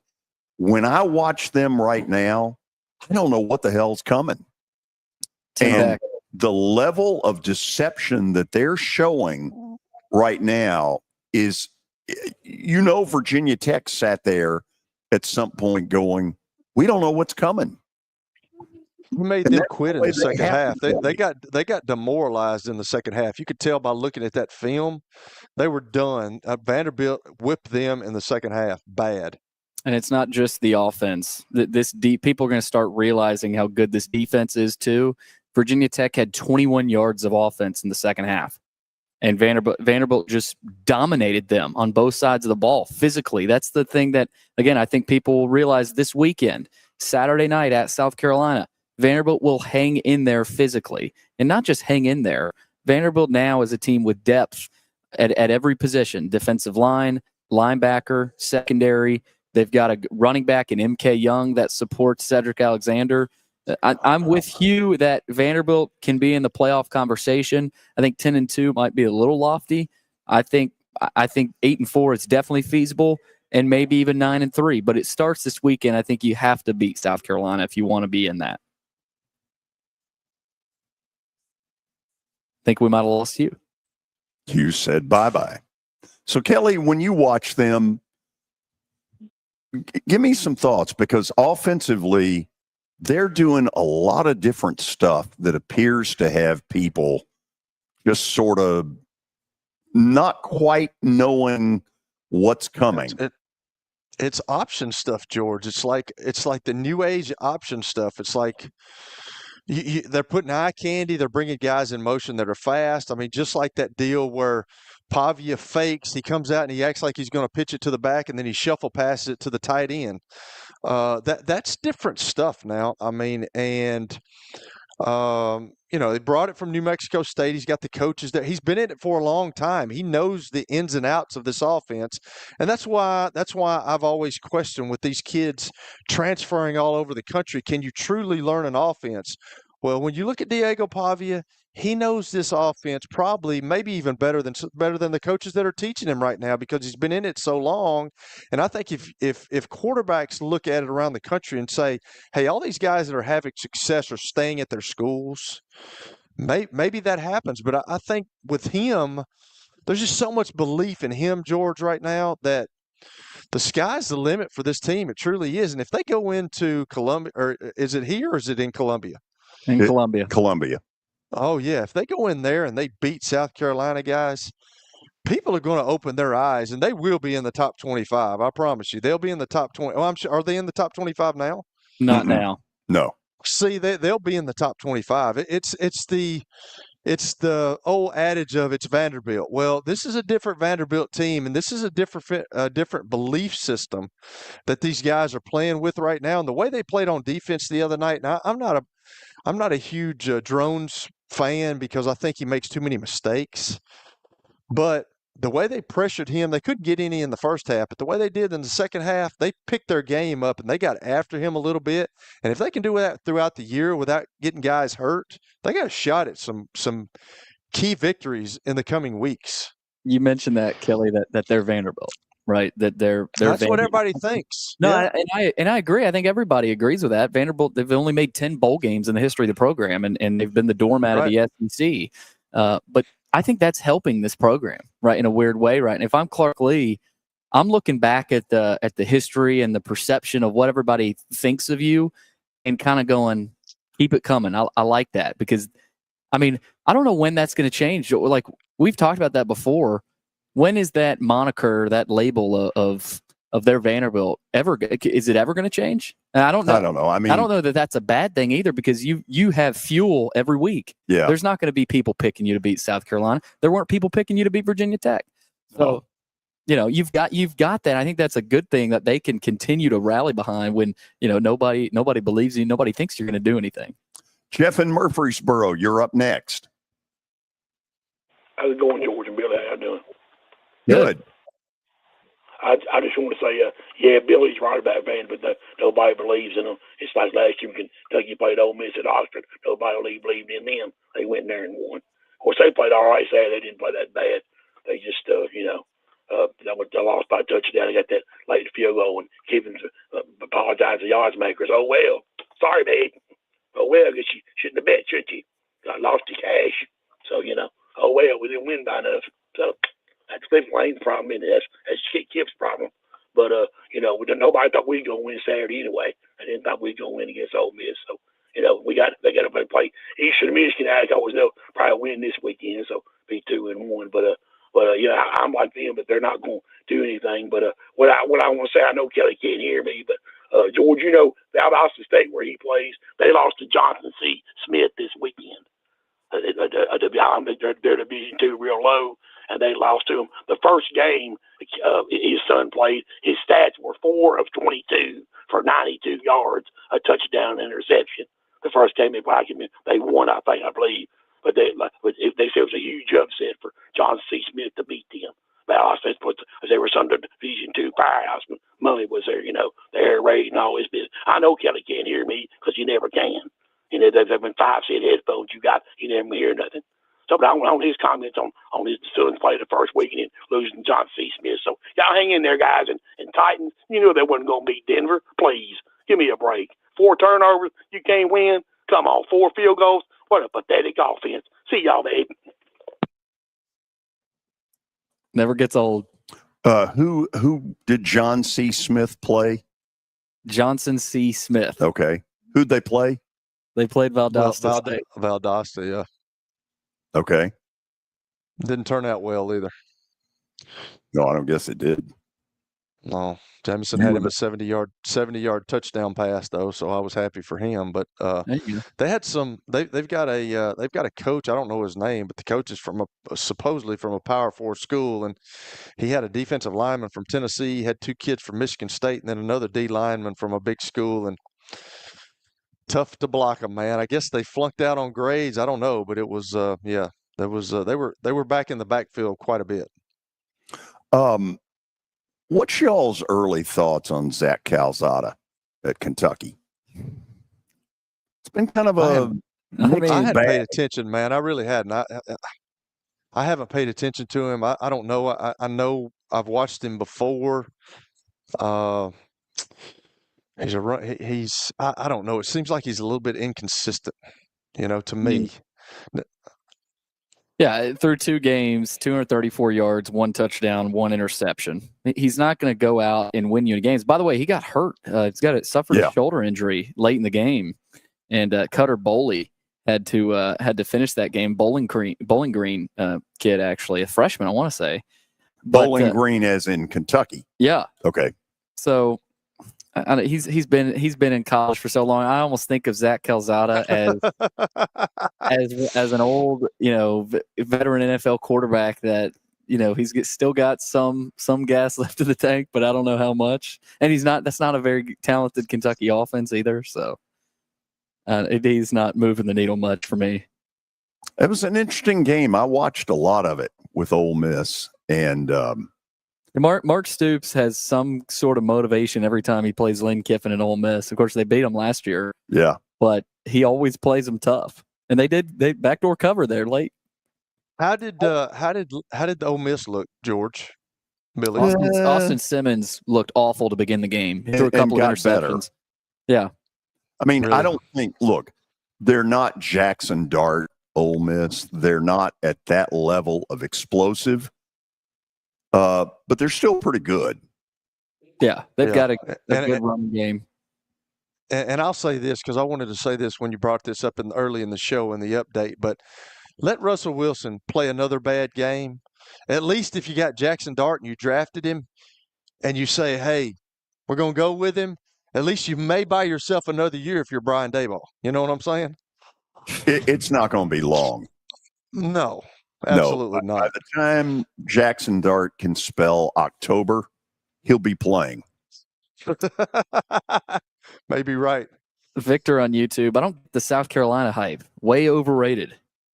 By the way, they did struggle against South Carolina State for a lot of that game Saturday night. Didn't they have a long rain delay? They did. That was late Saturday night. And you know what I was thinking, Billy, when they were playing Virginia Tech. They always start out like gangbusters to begin the game. You know what I'm saying? Like you think, hey, this is going to get, and then for some reason, it's like a water spigot. It's pouring, and then all of a sudden it shuts off, and there's nothing. And then they needed a huge special teams play to get them where they felt comfortable. So I'm kind of with Victor here. I'm not sure where all that hype's coming from, but I did put him in there because they got Lenore Sellers, but he's a little bit inconsistent too now. Mm-hmm. Yeah, he showed he was human against Virginia Tech when he had some pressure. And again, I think it's the same sort of thing this week for Vandy. If they can get pressure and create some turnovers on Sellers, that could be their path to a win. But I'm not the biggest Beamer. I've mentioned this. I'm not the biggest Shane Beamer fan. I think he's a fine coach, but I think his emotion and personality gets the best of him. Are they better than before he got there? They are. I rest my case. They are, yeah. but like the bowl game against Brett Bielema in Illinois. Yeah, it got a little out of hand. I think, and they've got talent. Both coaches get a personal foul. Well, we're finding out that Illinois is pretty good. Yeah, they are pretty good. After the break, we'll meet up with Tennessee State University football coach Reggie Barlow. So stick around. This will be interesting. This is 94.9, The Fan. When I got my first car, my dad told me, keep the gas tank full and my number on speed dial. Now parents are telling their kids, save 615-242-9000 just in case. I'm Blair Durham. If you or someone you love is in a wreck, call us. We're here to get you the money you deserve.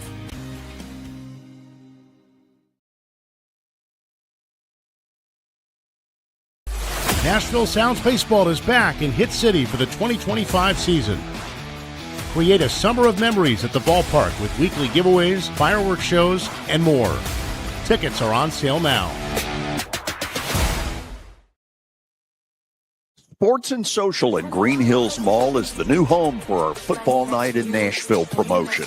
Their food is terrific. Their TV setup looks like a racing sports book in Vegas. And if you're a sports fan, you can't beat it. Starting September the 4th, we'll broadcast from Sports and Social every Thursday night. There's Pop-A-Shot, great football, and the chance to win a beautiful Mikey's Motors golf cart. See you at Sports and Social in Green Hills Mall. Here's Officer Garen Hoskins for the Metro Nashville Police Department. The Metro Nashville Police Department is on the forefront of policing in this century, and I'm glad I'm a part of it. I'm glad I get to find other good officers, other future good officers. And if you're watching today, or you yourself or someone you happen to know is interested, join MNPD.com. Feel free to reach out to us because we need good officers, and it's a great city to work for. Star Physical Therapy was established in 1997 with one great mission: to serve. If you're hurting, don't wait to receive physical therapy. You don't need a referral to see their physical therapist, and early morning and evening appointments are available. Make the call to 615-673-1420 and get rid of that pain. Star Physical Therapy, the official health provider of Football Friday. You're hurting. Don't wait to receive physical therapy. You don't need a referral to see their physical therapist, and early morning and evening appointments are available.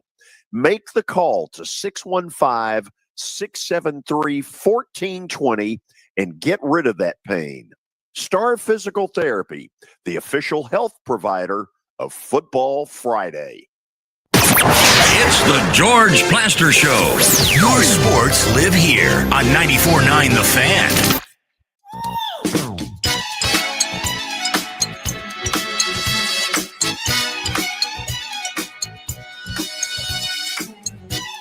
Well, as a lot of you know, FCS superpower North Dakota State was in town over the weekend to play Tennessee State. And that may not be the last time they're in our city this year, because they may well once again play for the title. And this year it'll be the Monday to start the new year over at Vanderbilt Stadium. Tennessee State football coach Reggie Barlow joins us by phone. Coach, thanks for taking the time. Thanks for having me on, Mr. George. I appreciate it. Absolutely. So, tell me this, are they basically a Division I team as far as what they bring to the table? Yeah, I mean, I think they're structured as a Division I team. Obviously, North Dakota State has had a lot of success over the years, high draft picks.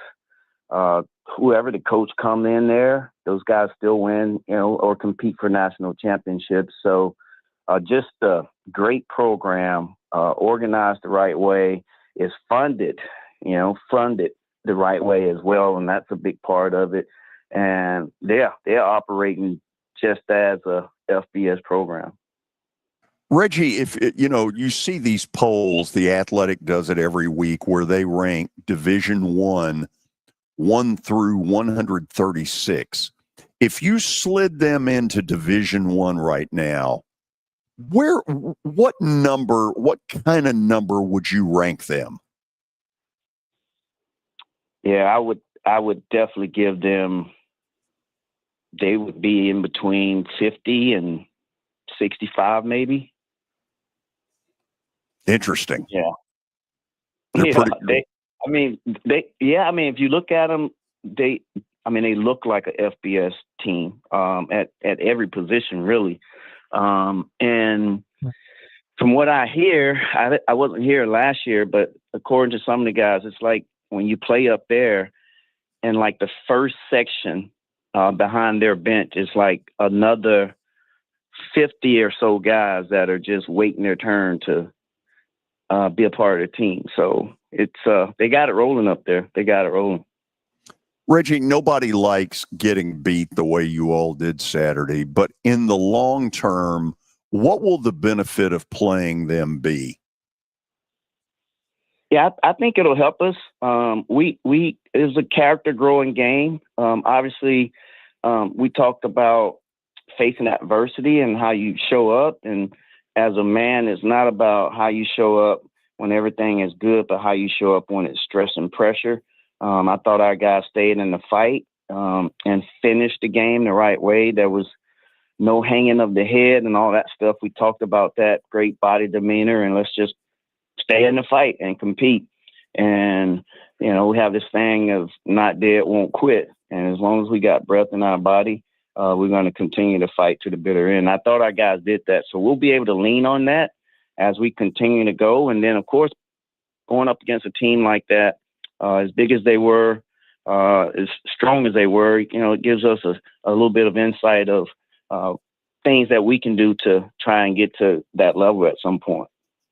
Reggie, kind of tell me where you all are right now. You were a club a year ago that was able to make the playoff. It got a lot of attention for the school.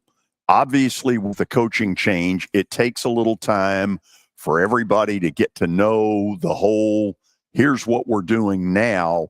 Where do you think you all are right now? I think we've had really good buy-in from our student athletes. The timing of us getting this job was in April. So, we weren't able to sign our signing class, but Coach George and his staff had already grabbed some guys, and kudos to them, right? They did a great job here and, winning a championship and going to playoffs and stuff. So getting here and then finding, it was only 47 guys on the roster when we got here in the springtime. So we had to go and fill the roster. We're up to 108 guys now. We got guys that have complete buy-in. I think instant credibility with me as a head coach and my experience. And then, of course, all the guys that we have on staff and the experience that all these guys have. I think we have the ear of our team. I think we are together. There's no, there's no major issues or disconnect amongst our team, and then it's just continuing to build and grow and get to where we want to be. But we got a good group that are passionate about football, and a good group that's passionate about getting the education, and they care about each other, and that's a huge thing right there, is making sure that you care for your brother. So we're making our way. Tell me this: you came from a background of a lot of different football places, but most recently the United Football League up in Washington. Does that league long-term make it? It's a good question, George. I think so. I think what happens in the past, and you've been around sports forever. There was people trying to do it a certain way. There was the XFL with Vince McMahon, and then there was another league. And I think here recently it was the XFL and it was the USFL. And I think that combining good leadership, Russ Brand, who's been a GM in the NFL for a long time, Miss Garcia, owner, great person. And then, of course, Moose Johnson, who's also the day-to-day managing of that. And I'm pulling for it. I really am. I can see where the issues come up in spring ball just from being a part of it, like how do you sustain it and all that stuff. But I think they got some things in place right now that will definitely be able to allow them to sustain it. They're actually adding some teams that I've heard, maybe 4 more teams or something like that, or moving the teams to different venues, different states or whatever. So we're pulling for them. For me, it was just important. If I was later, if I was older, then I would have stayed in that league because it fits for, it's 5 months and that type of deal. But I wanted to be on the fall side of football and get on this cycle. And, what a great place to do it at. Coach Kelly Holcomb here. Hey, you just brought up a name. You just brought up Russ Brandon. He was actually my general manager with the Buffalo Bills, and I talked to him. But Russ, a good guy, but I'm going to say it right here. He's a clown too. So you probably know him pretty well. But also the equipment manager in that league is Bobby Monica, which was my equipment guy with the Cleveland Browns. So you brought up a name that just kind of intrigued me. But my question to you is, coming to TSU with your background and all that, and we talked about it last year with the monetary issues that they were having. Were there any reservations for you taking that job? Not really. I mean, I think, there's been, schools. I've worked at a school before, HBCU, that, might have fell on money issues or that type of thing. But it wasn't. I mean, I've always admired Tennessee State from afar. I know a lot of people who've gone here, a lot of coaches who've coached over here. And, just getting blessings from there. I talked to Woody McCorvey, who, is a longtime football coach and mentor of mine and all that stuff. So that part of it wasn't. I mean, Tennessee State been around since 1912, and I'm sure over the years that might have been an issue or two. But the leadership with President Tucker right now and Dr. Allen were the things that, made me feel comfortable about coming here, and really blessed and thankful that they gave me the opportunity to be here. And I, too, had Bobby Monica as my equipment manager in the Jacksonville. Oh, nice. Okay, absolutely. Oh, Bobby, Roberto. I still talk to Roberto every now and then. So let me ask you this thing. What has been the biggest challenge for you coming to TSU so far? Yeah, I think the biggest challenge was like the timing of when we got here. I got here in April, and at that time we had agreed with the UFL that we wouldn't pluck the coaches because many of them are on our staff now, and they were coming here from the UFL. So, kind of going this spring with only a handful of coaches here. And then, of course, once their season ended, which was in July or something like that, getting Coach Shannon Harris, who's the offensive coordinator, who's the coach of the year up there in that league, and just getting our guys, Deion Harris, who's still coaching up there. So that was a challenge, trying to recruit and get the roster back to where we needed to be without having your full staff here. But Coach Mayshak, who handles our recruiting area, player personnel, Coach Greg, myself, and Coach Thornton, we was on the ground. And I'm thankful for those guys that, we were able to make it happen and fulfill the roster.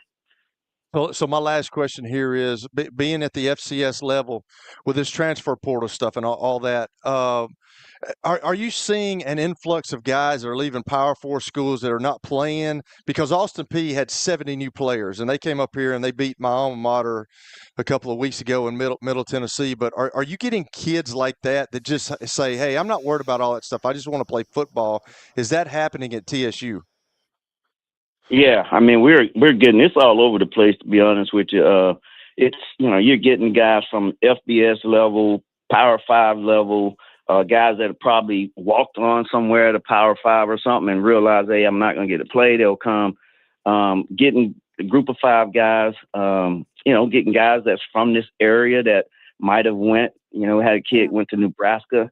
He's come back here and he's on our team. He's starting right now. Wasn't really getting to play there. Kids from Kansas State. So it's a variety of guys that we're getting to come here. Got a kid from University of Florida that plays D tackle for us. But the transfer portal is the new way, and it's different, but it kind of mimics where I was in the UFL. Every year we were losing 40 guys that we were going to have to replace our roster with. So kind of that same mindset, but we didn't have a transfer portal up there. But it's a similar deal where you're going to be losing guys and you're going to have to replace them. Reggie, first of all, thank you for taking the time to come on with us. Secondly, do your best with Greg Williams. Yeah, you guys know Greg, man. You got to come over here and spend some time with us at practice or something, man, so you can hear some of the words that come out of his mouth. I'm sure you've heard some. Hey, how good was that phone conversation today between him and me? How good was that? It was spot on because he walked in right as you and I were talking, and he was telling somebody about getting in the right gap, right? So, so we took it a little farther, didn't we? Yeah, we was really far out there, especially and that's what happens when Greg is in the room, right? Nothing dull. Reggie, thank you. Appreciate it. Thank y'all. Really appreciate it. Right there. Tennessee State's new head football coach, Reggie Barlow. Former Titan defensive coordinator Greg Williams is the defensive coordinator on that staff, which means that those kids are in for a culture shock. I love it. Stay tuned. Plaster Bet of the Day is coming up next. The Director is back. Hello again, everybody. It's the George Plaster Show. Hope you'll join me, Kelly Holcomb, and Billy Derrick Monday through Friday on 94.9 The Fan from 3 to 5 p.m. Talk sports with the Plaz. The George Plaster Show. Weekday afternoons at 3 on 94.9 The Fan and the Game Nashville Sports Network.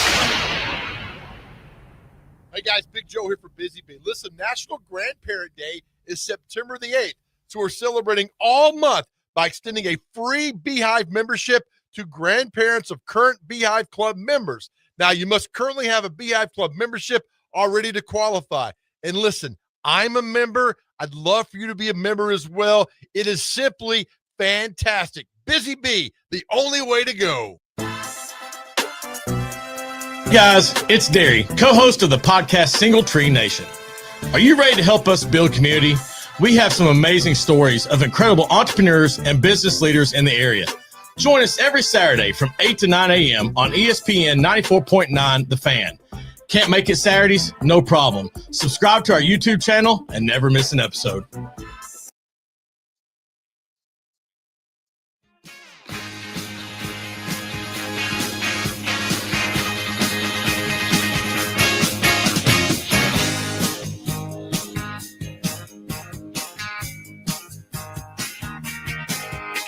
Final segment on a Reaction Monday. Finally, we've got some Monday Night Football action tonight. Vikings and Bears to close out week one.